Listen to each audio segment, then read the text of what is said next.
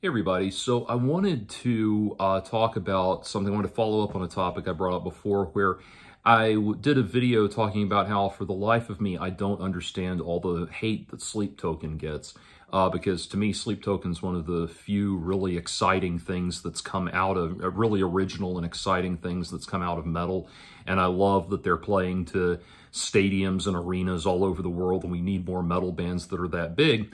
And, I wanted to open the floor for legitimate criticism to get an idea of why people don't like them, because obviously there's people that, like I said in that video, there's people who will say, well, the last 30 seconds of track 9 on the second Dark Throne album are the only thing that's ever been metal, and if you listen to anything other than that, you're not metal. All of that crap. And that gets really annoying and really old really quick. I think most of you agreed with me. But I did want to hear legitimate criticism. And one of the things that came up a lot was people saying, well, Sleep Token uses Autotune. I want to say, actually, as a producer, I want to correct you on something there. Because what you're calling Autotune is not, well, for one thing, first of all, what you're referring to as Autotune only shows up on a few tracks here and there. I think there's 3 tracks on Take Me Back to Eden where they use that. They don't use it constantly. They don't use it all the time. Anyway, more importantly, what you're hearing there really isn't Autotune. And here's the thing you need to understand. Most, or modern day Autotune stuff that's coming out nowadays, the Autotune is so good you really can't hear it. Now, there's ways to tell when Autotune is being used, but you have to listen a little more closely. Pardon me. Have to listen a little more closely than you would if you're listening only to that kind of listening for that processed vocal sound. So, first of all, let's understand what that is, what you're actually hearing. Now, don't get me wrong. There's people who can't sing who use all of that to cover it up.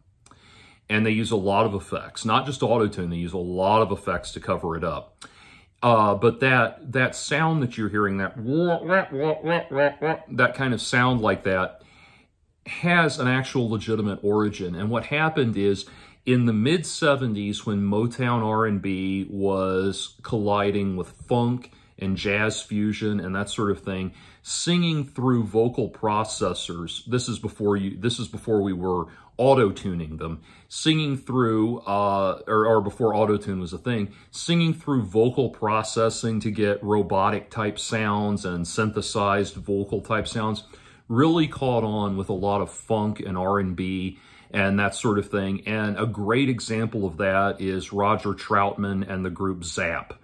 Zapp, Z-A-P-P. Listen to how he sang in that group. And everything he says sounds like this. Roger Troutman can sing, but that was done specifically for that effect. In fact, if you go listen to Bruno Mars on 24 Karat Magic, the song 24 Karat Magic, every song on the, pardon me, every song, someone asked me in a comment if I would mind not clearing my throat in my videos because they have some kind of, it triggers some sort of negative reaction that I have to do it or I can't talk. I don't know what to tell you. I'm sorry. I don't mean to be a jerk, but I have to do it or I can't keep talking. Anyway, but bring it back around. So every song on 24 Karat Magic is an homage to a different era of pop music and a different R&B pop sensations of the past.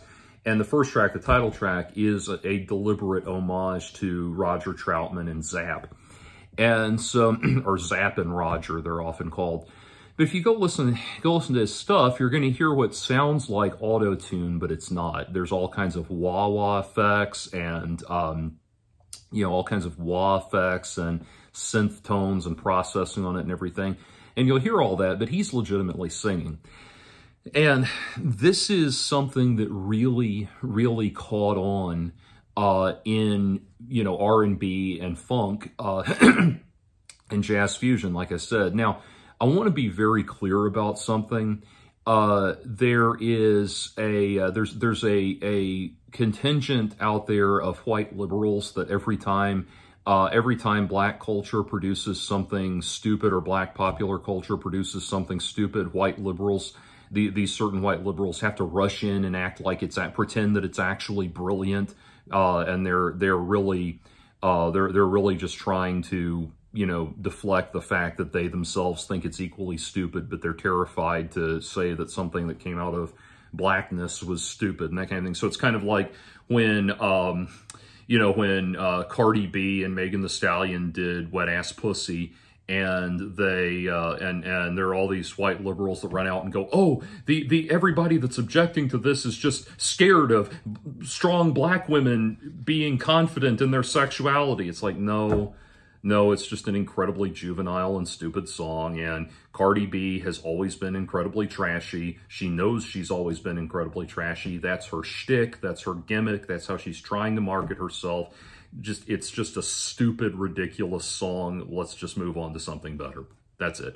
That kind of thing. The reason I bring this up is because I want to be clear that I'm not making excuses for the losers that can't sing. There's people like, for example, when Lil Wayne tried to do that god-awful collaboration with the guys in Fall Out Boy. This was extremely short-lived. Like, he tried to do that awful collaboration with Fall Out Boy where he was going to be a rock singer, and it was just him basically rapping, and then melodies had been written with auto-tuning out of those, you know, out of that, and it didn't sound like, even remotely sound like singing at all. There are things like that, and this was back in the days when he was doing that whole thing where he'd like come out on stage with a guitar and he can, you know, plunk one note with his thumb, and that's supposed to be impressive or something. That kind of thing, that's just asinine crap. And I, by the way, when Lil Wayne announced he was doing a rock album, I was actually hoping that he'd do something like really, really out of left field and really accomplished, where he'd come in and be like, oh yeah, I've been listening to Halloween and Stradivarius, and I've been perfecting my vocal technique, and, you know, I've been, you know, Timo Codipelto has been my vocal coach for the last, you know, something like that, or Jeff Tate's been my vocal coach for the last year and a half, or something like that. But no, it was just crap. But anyway, so there's stuff like that out there. But this thing, I bring all this around to say, what you're hearing on those Sleep Token records is that you're calling Autotune is not Autotune. Now, Sleep Token could be using Autotune. I don't know what they do in the studio. I don't know what goes on behind the scenes. My point is, if they did not want you to know that they were using Autotune, you would not know. It's especially when you're producing at that level. It's extremely seamless what they've got now, especially at the top level. So what you're hearing, I think, is more something that, as we know, Sleep Token has this tremendous influence of R&B and funk and fusion, jazz fusion, and all of those things. And I think what you're hearing is a legitimate throwback to that, especially because if you listen, the effects that are put on these things, on his voice in those parts, it doesn't clash with the larger sonic tableau of what we're hearing. The delay fits with the music. It creates these nice kind of sonic cascades rather than sounding like something that's very off-putting and jarring. And so knowing that, seeing how well it's sculpted into the actual sound of the band, I don't think what you're hearing is Autotune. And here's the thing, I'll tell you how to tell when you're most likely hearing Autotune. Going back to the example of that Lil Wayne, that awful Lil Wayne experiment that he tried. If you hear a singer that is able to jump a wide interval in a melody, you know, is able to jump from do to la or do to ti or something like that. That's solfege, do, re, mi, fa, sol, la, ti, do. If they're able to jump from do to la or higher than that, or even do to sol, without using the necessary the level of vocal support that would get them there normally, that would be required to get them to the upper register of a scale normally, then you can reasonably assume that that was being done with Autotune, especially if it comes like right in the middle of a long phrase with no setup for breaths to bring in new breath support and that kind of thing. That's when you can tell that Autotune is being used. But here's the thing, even if you go listen to Sleep Token, the guy in Sleep Token sing, that dude can belt it out. undeniably, he knows how to support his voice and he knows how to belt it out. So when we hear those effects coming in, that is less likely pitch correction and more just effect for the overall sound. Now, again, I'm saying more or less likely because I don't know what they do behind the scene. What I am saying, though, is what you're identifying as auto-tune is actually a little bit more part of the cultural pastiche that they're channeling when they do stuff like that. So I really do, I know it's cheap. It sounds like a cheap excuse to say, oh, they're doing it for effect, but there is a context where it is for effect.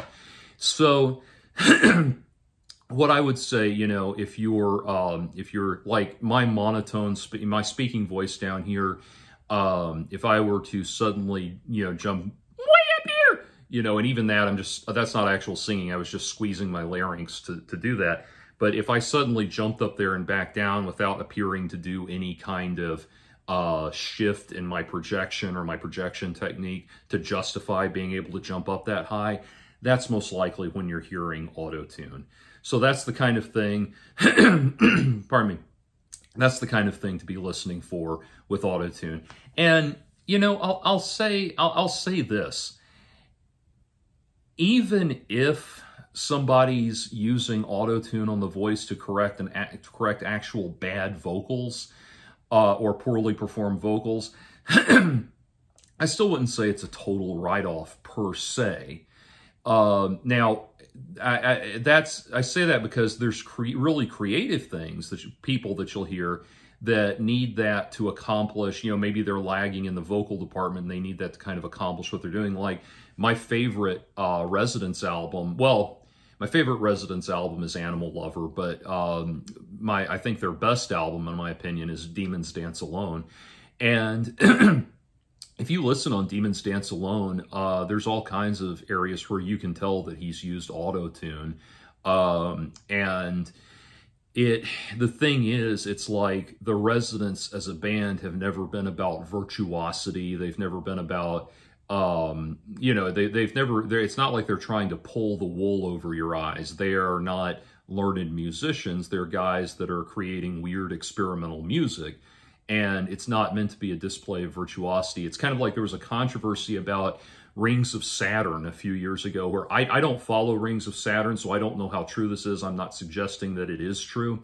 But there was a controversy about the guys in Rings of Saturn claiming that they couldn't play their instruments, and that they couldn't actually pull off this extremely technical guitar playing in a live context. Well, if your stock in trade is that you can play incredibly dazzling technical guitar parts and you can't actually pull that off on stage, if you're actually creating an auditory lie to people, that's when it's a problem, from an integrity standpoint. So that would be my opinion about autotune. Also, I'll say, and this will really blow your mind, I've seen producers that even if a guy comes in the studio and sings everything perfectly, the producer will still run him through autotune. And if he's on pitch, it just won't do anything. But the thing is, it's like in the era of perfect music, they won't take the risk. They won't risk it. And so, if you go listen to like an early Hank Williams record, go listen to how Hank Williams sings Hey Good Lookin'. His pitch is all over the place with that. I mean, when he comes on, the first thing you hear is like, hey, good looking. It's just this ridiculous warbling, bending thing. It is part of the effect, but it also, it doesn't have to be perfect, Go listen to the Kingsmen do Louie Louie, and they really don't have much of a sense of time. They're not terribly in tune, and they're not terribly singing on pitch. Like, it's a wonder that song took off. But in those early days, we weren't in the era of perfect music. You could have the, music back then tends to kind of lump, stagger along. I was working on a performance with somebody not too long ago, a performance of the song Wild Thing. and for an event, and the drummer that I was using was not familiar with the song, took it home and came back with it, and he's like, man, this is Wild Thing by the Trogs from the 60s. It's like, there's no metronome in that, man. They are just all over the place. And he's right, they're just lumping along. So flash forward 50, 60 some odd years, and here we are in the era of perfect music, and that would get laughed out of the room. So it's just in a very different era, and a lot of producers don't want to chance it. And in a way, it's hard to blame them from that standpoint. If you're a producer and something comes out sounding bad, it doesn't matter how great you are, you will get kicked to the curb. You will get blamed for a bad sounding record. 2 words: Saint Anger. Bob Rock was let go by Metallica after producing one multi-platinum album after another. Whether you like those records or not, the Black Album, Load, Reload, Garage Inc., S&M, Symphony of Metallica, the live record, all of the live shit that was done, during that time too. All of that was not good enough for when that one lousy sounding album came out. He was gone, and that's the thing. If the album sounds shit, the producer is going to get blamed for it, and that's part of why, by the way, Metallica have always, with Injustice for All, James and Lars have always owned it. They were just like, yeah, we were given too much control, and we just put ourselves way up in the mix, and the guitars and the drums way up in the mix, and the lead guitar, vocals, and bass are all way in the background, and that's just because our egos, they own it. They're honest about it. They can't be bothered to remix the album and where we can actually hear Jason, but that's another story. Anyway, so that was my point with regards to Autotune. It's really not about, or what Sleep Token is doing, I don't think is meant to cover up a lack of ability to sing.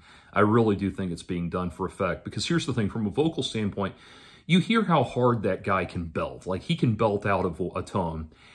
And the way he belts it out is properly supported. You can tell, so when you're singing, if you want to project correctly, now, don't get me wrong, I mean, Bob Dylan, Lou Reed, these guys kind of sing the way they want to, and they sound awesome, and everybody loves them, and, you can't fault them for doing that. I'm not saying you have to do it this way, but as far as proper vocal technique, you support from the stomach, from the diaphragm. You don't put any pressure right here like you do when you're talking, and you put all of your force up here in the mask, in this hollow part of your face. And you might think this is not a common technique, but go listen to how Billy Joe Armstrong sounds on "Do You Have the Time to Listen to Me Whine?" And that's not great, I know, but right up here in this mask, right there, that's where he sings the whole time. And the really great singers can do that. Now, if you are not a properly trained vocalist and you try to sing out like that, what you're going to sound like is Yoko Ono screaming like a demented lunatic. And so that's what you will sound like. And the fact that he has that correct projection means that he's teachable as far as the note. You could go to him and say, okay, project out, here's do, find this do, do, and he would be able to find it in his mask. And from there, you can walk him up. If he's having trouble hitting this note relative to that do, you can walk him up the scale to that do, and he'll be able to find it. So the sound, hearing the sound of correct vocal technique tells me that this is not a case of somebody failing to, it's not a case of somebody failing to live up to the necessary expectation of being able to sing.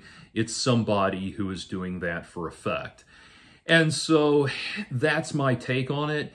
It's not one of those things where, Sleep Token being such a secretive band, I don't think we'll ever be in a situation like MTV Unplugged type situation where everybody can sit 2 feet away from the guy while he's playing an acoustic guitar and singing and really be able to tell that this is all authentic. I don't think we'll ever be in that state. But I just wanted to say that from a producer standpoint, that I really don't think what you're hearing is auto-tune meant to cover up bad singing.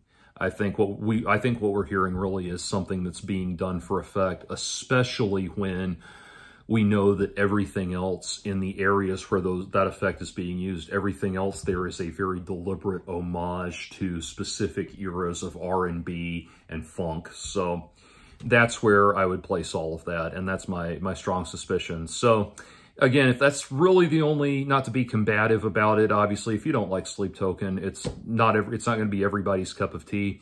But honestly, if that's your only reason for not liking Sleep Token, I think you need to give them a better shake than that.